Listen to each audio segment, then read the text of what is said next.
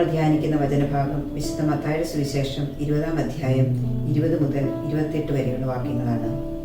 ദൈവരാജ്യത്തിൽ ഈശോയുടെ ഇരുവശത്തും പുത്രന്മാരെ ഇരുത്തുവാൻ കൽപ്പിക്കണമേ എന്ന് സെബെദീ പുത്രന്മാരുടെ അമ്മ കർത്താവിനോട് യാചിക്കുന്നു.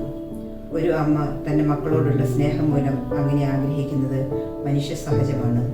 ഇത് നമ്മുടെ ഇടയിലും പലപ്പോഴും കാണുന്ന കാഴ്ചയാണ്.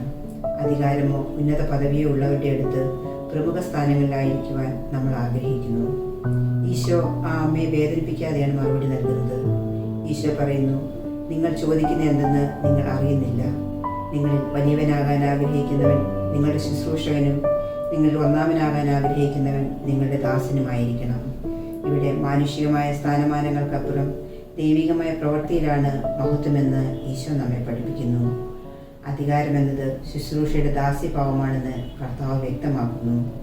ശുശ്രൂഷയുടെ അധികാരം നമ്മുടെ ജീവിതത്തിൽ പ്രകാശം നിറയ്ക്കുന്നു.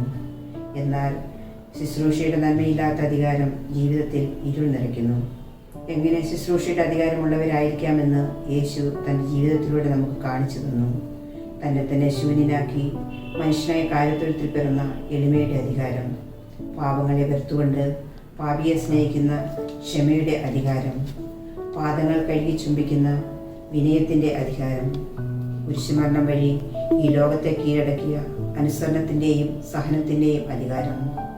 സ്നേഹമുള്ളവരെ, അതുകൊണ്ട് ഈശോയുടെ അടുത്തായിരിക്കുവാൻ സാധിക്കണമെങ്കിൽ നമ്മൾ പരസ്പരം മനസ്സിലാക്കുകയും ശുശ്രൂഷിക്കുകയും നമ്മെ തന്നെ എളിമപ്പെടുത്തുകയും ചെയ്യണം. ഈശോയുടെ സഹനം നമ്മൾ പങ്കുവയ്ക്കുകയും സഹോദരങ്ങളുടെ സഹനങ്ങളിൽ ഭാഗമാവുകയും ചെയ്യുമ്പോൾ സ്ഥാനമാനങ്ങളുടെ നഷ്ടങ്ങൾക്ക് മുൻപിൽ വിജയം നേടാൻ നമുക്ക് സാധിക്കും. ഈ നോമ്പുകാലത്ത് കർത്താവിൻ്റെ ഇരിപ്പിടത്തിന് ചേർന്ന് സ്ഥാനമുറപ്പിക്കുവാൻ മാനസാന്തരത്തിൻ്റെയും എളിമയുടെയും ശുശ്രൂഷയുടെയും സഹനത്തിൻ്റെയും ജീവിതം നയിക്കുവാൻ നമുക്ക് സാധിക്കട്ടെ. അതിനുള്ള കൃപയ്ക്കായി നമുക്ക് പ്രാർത്ഥിക്കാം. നല്ലവനായ ദൈവം എല്ലാവരെയും സമൃദ്ധമായി അനുഗ്രഹിക്കട്ടെ.